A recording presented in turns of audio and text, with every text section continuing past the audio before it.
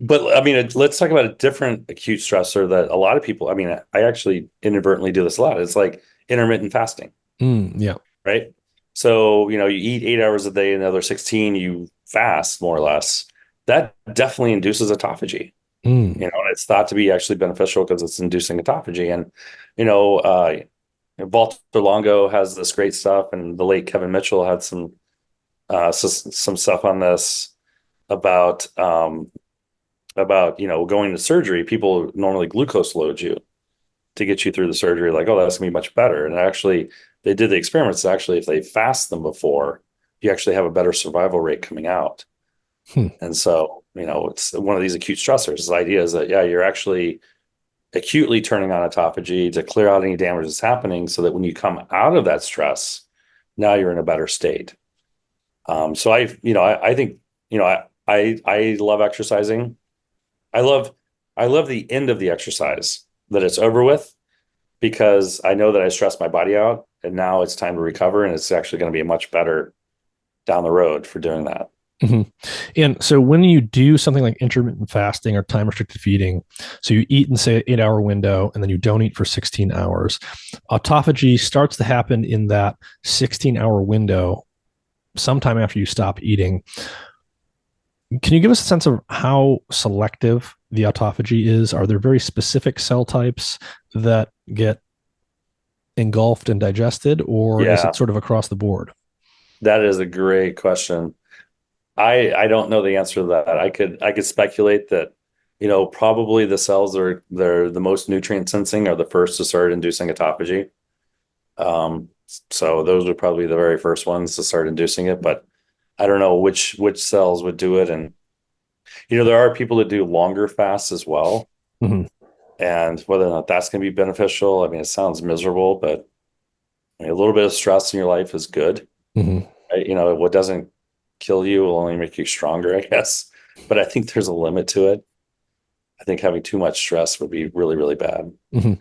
And it's this thing, you alluded to, it's like chronic stress. I think that's got to be, way up there with one of the number one things that are causing a lot of diseases. I mean, we see this diabetes, depression, all these other things. I mean, it's Has anyone done the experiment where so presumably you want some level of autophagy, but not too much. You want to get rid of the damaged cells, the bad cells, the cancer cells. You obviously don't want to get rid of healthy cells. Have people done experiments where they just turn autophagy way down or turn it off? And if so, what generally happens? I mean, what generally happens is that you can't survive starvation. Um, so if you have an animal that has autophagy turned off and you remove food, they don't survive for very long. So it's definitely essential for that. I mean, it's definitely essential also for developing animal as well. So once, if you can get them through development and then turn off autophagy, it's really not a good scenario. It's they can't survive, caloric fluctuations at all. I see. So part of what the autophagy is doing is it's enabling the cell to, I mean, literally eat its own cells and use that in the absence of an external food source. That's right. Yeah, it's your backup mechanism for generating resources when you're not consuming them. Hmm. So when we talk about so the nervous system in particular, and I think about mitochondria, naturally I think, mitochondria, I think energy, I think about energy highly demanding cell types like neurons, like muscles.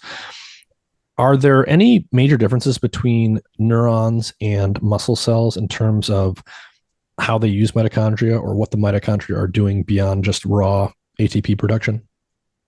Yeah. So, I mean, in the neuron, it's fascinating is that, at the synapse where neurons are talking to other neurons is, they have to release a lot of ions to create electrical currents to do that neural communication. And a lot of that, mitochondria are massive storages for calcium. And so calcium drives a lot of that. So at these synapses, you have a lot of mitochondria built up there. And there are waves that are happening of ATP release and calcium release happening right there. And the muscle, the same thing, a similar thing is happening is that with muscle contraction, of course you're going to need ATP to do that. but also you're going to have fluctuations of calcium coming in and out. And a lot of that is actually coming from mitochondria as well.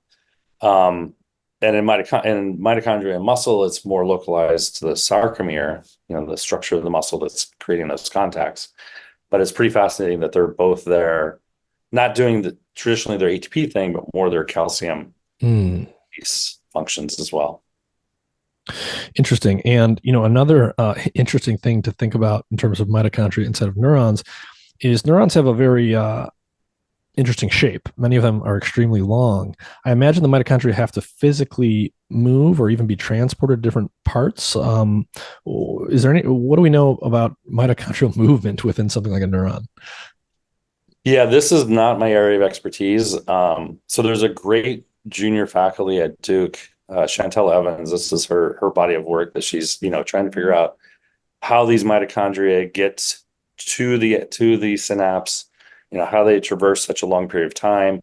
Once they're there, and what if something goes bad with them? How do they actually get degraded? Because autophagy machinery is not there. Mm, So it's really fascinating, like what's going to happen at the synapse with these mitochondria. And, she's right on this question, trying to go after it and figure it out.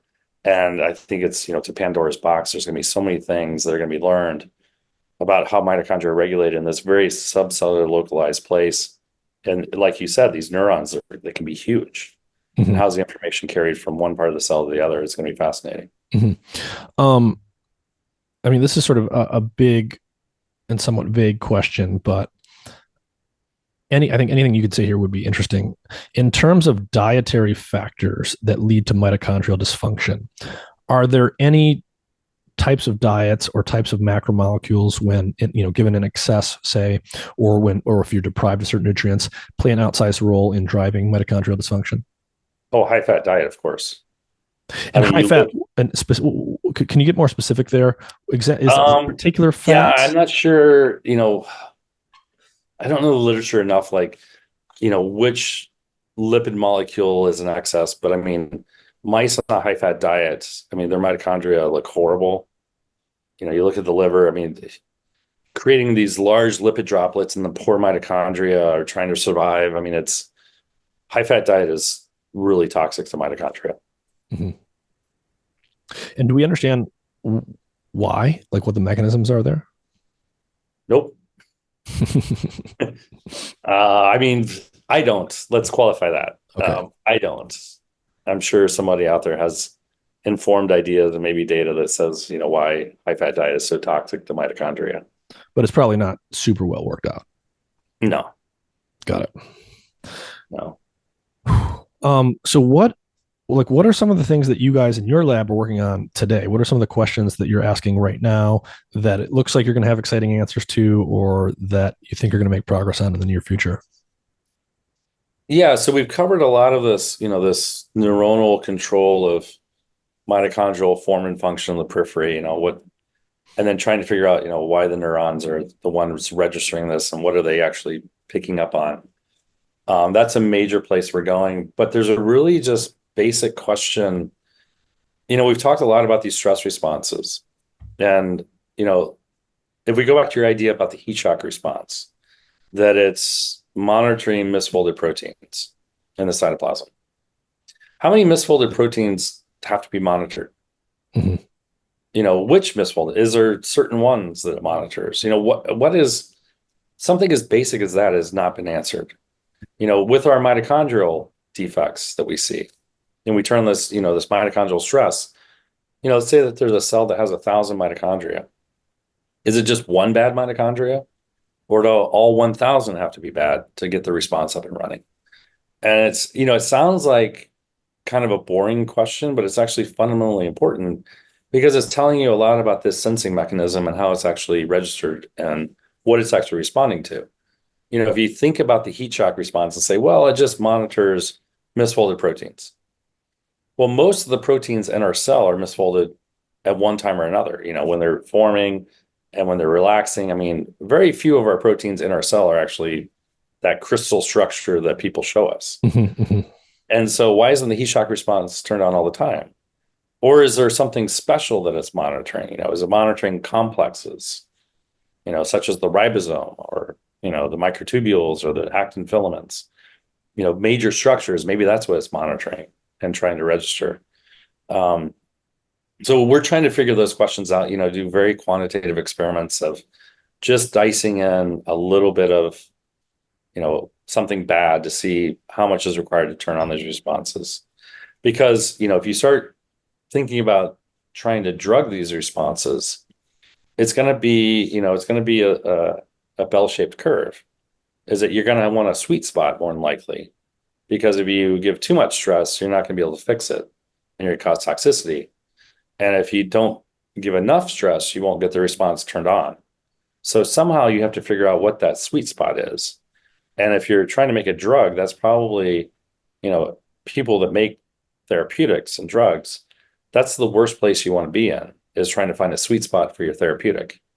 Because everyone's sweet spot may be a little bit different. We haven't Mm-hmm. talked, the heterogeneity in the human population. Mm-hmm. Your heat shock response may be slightly different than mine.